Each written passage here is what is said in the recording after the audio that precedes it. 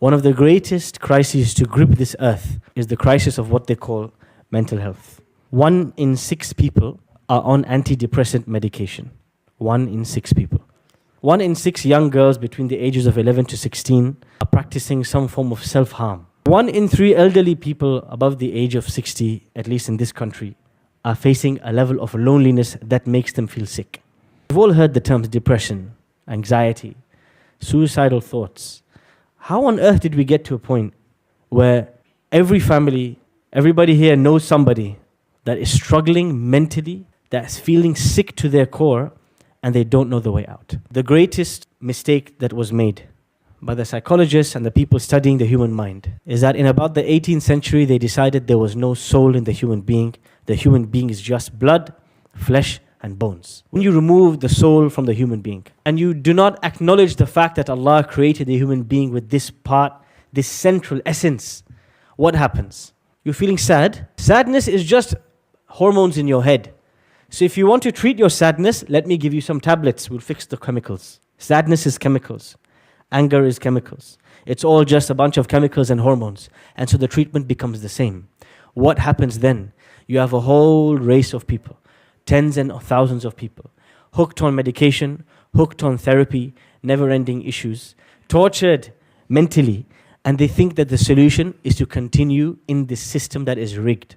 Ibn al-Qayyim al-Jawziyah, a scholar from the 8th century Hijri, in this book, Madarij al-Salikin, The Stations of the Seekers, this book is about the journey of the soul, and it is about realizing that you and me, we are a soul having a physical experience. We are not bodies. Our bodies don't belong to us. There will come a day when we will be removed from our bodies because we are the soul. That's who I really am. Before this world was created, before this universe came into existence, there was Alamul Arwah, the world of the souls. You did not have blood, you did not have flesh, you did not have eyes, you did not have ears, you did not have clothes, you did not have a job, you did not have a family. You only had one thing, you were a soul. And in this world, the universe of souls, there was nothing physical, only the souls. Allah subhanahu wa ta'ala asked the souls, قَالَ أَلَسْتُ بِرَبِّكُمْ, am I not your Lord? قَالُوا بَلَا شَهِدْنَا, they say, yes, absolutely, of course you are our Lord. This is where the journey really began. Our journey began when we were really born. Not born into this world, we were born as souls in the universe of souls, the realm of souls, before the heavens and the earth and all of this creation came into existence. That's where the journey began. And the journey will end when your soul will be taken out of your body and resurrected in front of Allah.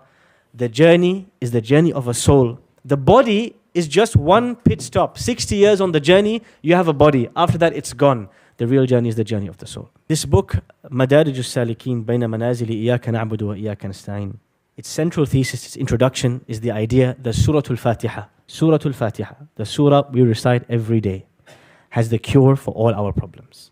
That is the argument that Ibn al-Qayyim makes. He says, you've got physical problems, you've got mental issues, you've got family issues, it doesn't matter.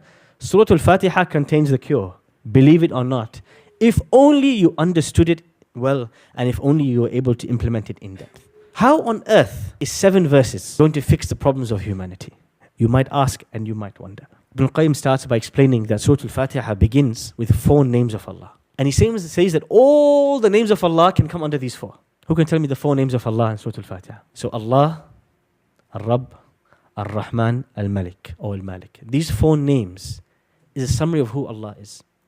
And if you deeply internalize this in your life, these 4 names, it will erase and remove the vast majority of your issues in life. The first name, Allah, makes us realize that the only one we should be turning to and worshipping and devoting our time and attention to and looking to please is not people, it's not career progression, it's not this, it's not that, it's not money. It is the one who created and fashioned us and the one who we'll return to. Allah's name, Ar-Rahman, gives meaning to every difficulty you ever face in your life. Because you realized the one who put you in the difficulty, the one who gave you cancer, the one who gave you financial issue, the one who made you lose sleep, he loves you more than your mother loves you. It completely changes the meaning of the difficulty that you went through. Rabb reminds you that just as a farmer plants a seed and pours water on the seed, and the sunlight and the greenhouse nurtures the seed so that it grows to its full potential, Allah, every moment of your life, was looking after you and watching your back. Al-Malik or Al-Malik reminds you that no matter what you possess in this world, it doesn't belong to you, it belongs to Allah. These four names of Allah, if one truly internalizes them, Ibn al-Qayyim says, this will rid you and remove from you the vast majority of pain you feel in your life. The fact that you still feel the level of pain that you feel means you haven't internalized them yet. Go back to them and revisit them again. He then says, إِيَّاكَ نَعْبُدُ and إِيَّاكَ نَسْتَعِينُ. It is only you we worship and only you we ask for help. That this line summarizes the entire Quran. And this line is the statement that every prophet was sent to bring people towards and call them towards. He says that إِيَّاكَ نَعْبُدُ and إِيَّاكَ نَسْتَعِينُ removes all spiritual illnesses from your heart, whether it's arrogance, whether it's envy, whether it's anger, whether it's ego. He said everything can be removed by internalizing إِيَّاكَ نَعْبُدُ وَإِيَّاكَ نَسْتَعِينُ. How is that possible? He says half of all the spiritual diseases that you can imagine, all the amradul qulub that you can imagine, can be removed by إِيَّاكَ نَعْبُدُ, by realizing it is only Allah that I worship, I devote my time to, I devote my attention to. Only He can reward me, only He can give me, only He can take from me. Because the vast majority of people put their trust and their hopes and their anger and their investment in people, in outcomes, in wealth, in things. But إِيَّاكَ نَعْبُدُ means you're fully invested only in Allah and you're expecting everything only from Him and you see nothing but His actions, nothing else. إِيَّاكَ نَعْبُدُ removes from you the most dangerous of all diseases of the heart. Who can tell me what is the most dangerous, the most lethal of all the diseases of the heart? Ar-riya is the desire to be seen by people instead of being seen by Allah. For me to stand up and pray, but to pray because I want Fulan to watch me pray. For me to give sadaqah because Fulan is watching me. For me to be addicted to the eyes of the people. This is the greatest of all diseases because this takes you. You are one step away from making these other people or these other things, you're making them equal to Allah. And that is the unforgivable sin. And you are on the edge at this point. إِيَّاكَ نَعْبُدُ fixes riya. It fixes this idea of needing the eyes of others, the attention, the validation of others, because you are trained and focused and thinking about only one thing. The one I devote myself to is the one who created and fashioned me. Only He can reward me and take from me. Someone else mentioned arrogance. This is the other most dangerous spiritual disease.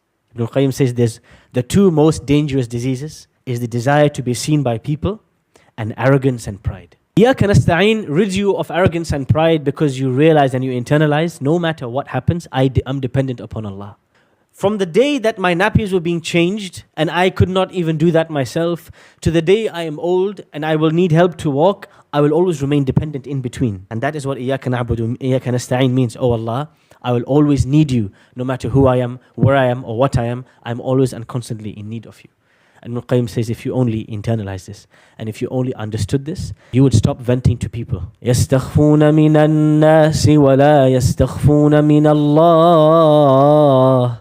They fear people and they don't fear Allah. إِنَّمَا أَشْكُو بَثِّي وَحُزْنِي إِلَى اللَّهِ. I only vent and complain of my distress to Allah. He says, if you look back at the prophets before you, you will realize their strength did not come from bodybuilding. Their strength came from, I'll only complain to Allah. I only turn to Allah. I know I only need Allah. From the dua that Musa makes when he arrives in Madian. Who remembers the dua Musa makes when he comes in Madian? Alayhi salam. رَبِّ إِنِّي لِمَا أَنزَلْتَ إِلَيَّ مِنْ خَيْرٍ فَقِيرٍ. Oh Allah, I need you. Just whatever you give me, I need you. That's إِيَّاكَ نَسْتَعِينُ. What does Ibrahim alayhi salam say when he's inside the fire? حَسْبِيَ اللَّهُ وَنِعْمَ الْوَكِيلُ. That's إِيَّاكَ نَسْتَعِينُ. Allah, I need you. I'm stuck. Where will I go? What does Yusuf alayhi salam say in the well? And Yunus alayhi salam say in the whale? لا إله إلا أنت سبحانك إني كنت من الظالمين. لا إله إلا أنت إياك نعبد سبحانك إني كنت من الظالمين إياك نستعين. You'll see the same formula repeated again and again and again. It is the acknowledgement that I have no objective, no interest in nothing, in nobody except Allah, and that I need Him, I depend on Him, I'm helpless without Him. And if you really digested this, your whole life would change. Ibn Qayyim then mentions something interesting. He says the real journey, the real path, is the path of the soul. From the day Allah created the soul and announced, am I not your Lord, until the day the soul will return to Allah. The real journey is the journey of the soul. However, the journey of the soul can feel very lonely because the vast majority of people are not living the life of the soul, they are living the life of the body. The vast majority of people are eating, sleeping, reproducing, akramakumullah, defecating. That's their life, the life of animals. It's a physical life. It's all about the body.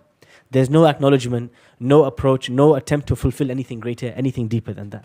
Ibn Qayyim rahimahullah, when he talks about this, he says, the vast majority of people are living the life of animals. And so sometimes when you're trying to feed the soul, you feel very lonely. I'll give you an example. One day you meet up with a bunch of your friends. You're in your late 20s, you're in your 30s. Your friends have progressed in their careers. One's talking about buying a house, the other one's talking about cryptocurrency, third one's talking about the football match they watched last week, the fourth one's talking about the movie that they want to watch on the weekend. Everyone is obsessed with some worldly desire they want to fulfill, or some kind of progression they've been sold is a kind of progression, and you're sat there thinking, I don't have a house, I don't have a car, I haven't progressed materially, I don't have a fancy this or a fancy that. But I just finished Surah Al-Ahqaf last week, and these guys don't know the buzz that gives me. You feel alone, because you're on a different journey. You are on a very different journey, the journey of the soul. And this is why Ibn Qayyim says, when Allah says, اهدنا الصراط المستقيم, oh Allah, guide us to this journey of the soul. Guide us not to be obsessed with the material world and the body, but guide us to the journey of the soul. When you feel lonely, you then say, صراط الذين أنعمت عليهم, the path that all those people you blessed, they are all on. There's loads of people on the same path as me. Even if I don't see them, I'm not alone. And that's why Ibn Qayyim says, one of the therapies of Surah Al-Fatiha is removing your feeling of loneliness by making you realize you may feel lonely on this path of the soul. You may be saying no to your friends, no to your colleagues, no to so many things, and instead prioritizing the Quran, prioritizing the worship of Allah, and you feel so lonely on this path. He says, don't worry, you are not alone. Do you know how many prophets have walked your path? Do you know how many righteous people have walked your path? They too felt alone, but they were with Allah, and so He rid them of their loneliness. The first station on this journey to Allah is what Ibn Qayyim calls the spiritual awakening, the awakening, al-yaqadha. Many of us have experienced this feeling before. Those of us who converted to Islam, your first year post-conversion, and those of us who discovered Islam after being brought up culturally or being distant from Allah, not knowing anything about this religion, there is a moment in which you feel, today I am alive, I just realized why I'm here on this earth. This moment, this exact precise moment, Ibn Qayyim calls al-yaqadha. This is the true awakening. You know what that means? The day you realize why you're here and where you're going, today your life began. Today is the day your life began, not before. Ibn Qayyim says that the vast majority of people on this planet are fast asleep. تَحْسَبُهُمْ إِقَاظًا وَهُمْ رُقُودٌ. You think they're awake, but they're fast asleep. The idea is this: the vast majority of people that we live and work and have befriended in our lives, the vast majority of them are living their lives like zombies. The moment they wake up, they check their smartphone, and before they sleep, they're doom scrolling. But despite all that information and all those videos and all those maybe even reminders that they're watching and Quran they're listening to, they feel empty inside. It's people who use distraction as a coping tool.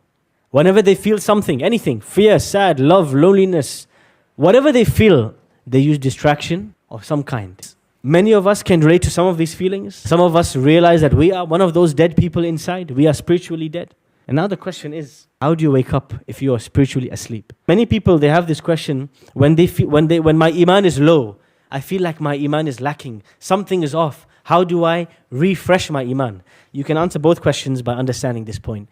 How do you, somebody who is heedless of Allah, distant from Allah, constantly distracted, overstimulated, empty inside, the salah has nothing, how do you awaken this person?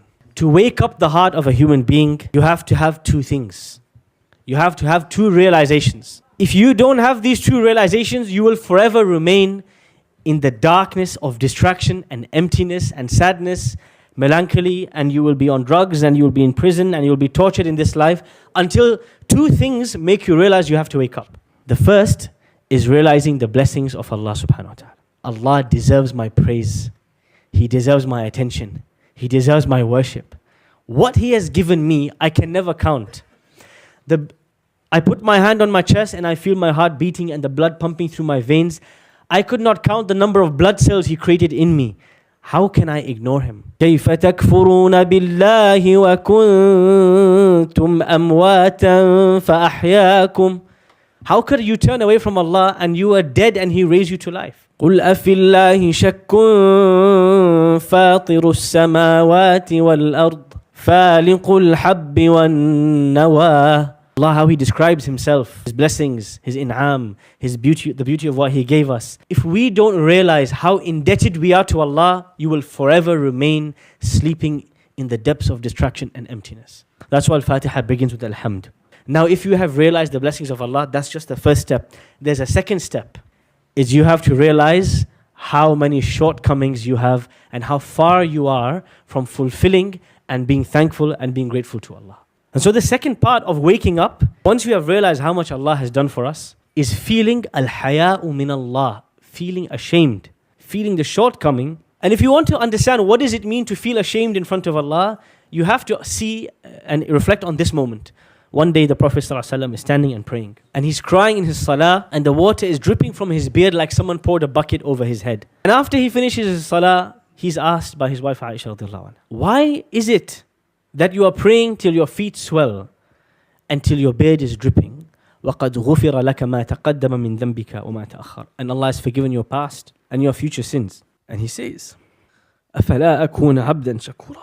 How can I not be a grateful slave? That much to pray till my feet are swollen, and to pray till my tears have wet my beard, because I just want to say thank you to Allah. And I know even after I say thank you, I have still fallen short in front of Him. To feel shame from Allah is the same feeling that Nuh alayhi salam felt when his son drowned and he stood there asking Allah, قَالَ رَبِّ إِنَّ بَنِي مِنْ أَهْلِي وَإِنَّ وَعْدَكَ الْحَقِّ. Oh Allah, my son is from my family and your promise is true. He was so shy, he couldn't even ask Allah to save his son or to forgive him. To feel shy in front of Allah is what Allah describes in the Quran when He says, وَالَّذِينَ يُؤْتُونَ مَا آتَوا وَقُلُوبُهُمْ وَجِلَةٌ أَنَّهُمْ إِلَىٰ رَبِّهِمْ رَاجِعُونَ. People who worship Allah, but when they put forward their worship to Allah, they are trembling. We don't know, will Allah accept it from me? To feel ashamed in front of Allah is to stand like Ibrahim alayhi salam, building the house of Allah, but to stand there and say, رَبَّنَا تَقَبَّلْ مِنَّا إِنَّكَ أَنْتَ السَّمِيعُ الْعَلِيمُ. Oh Allah, please accept the deed. I don't know if you will accept it from me. To be ashamed in front of Allah is the feeling that Umar ibn Khattab feels when he runs to Hudayfah ibn al-Yaman, who just got informed by the Prophet the secret list of munafiqun, of hypocrites. And Umar says, don't tell me who's on the list, but please tell me, am I on the list? Because I don't think I've done enough. When you experience this feeling, you will have truly woken up on this day. And every day before this day, you were dead. Because the Prophet sallallahu alayhi wasallam said, مَثَلُ الَّذِي يَذْكُرُ اللَّهَ وَالَّذِي لَا يَذْكُرُ اللَّهَ كَمَثَلِ الْحَيِّ وَالْمَيِّتِ. The example of the one who remembers Allah and the one who doesn't remember Allah is like the difference between the living and the dead.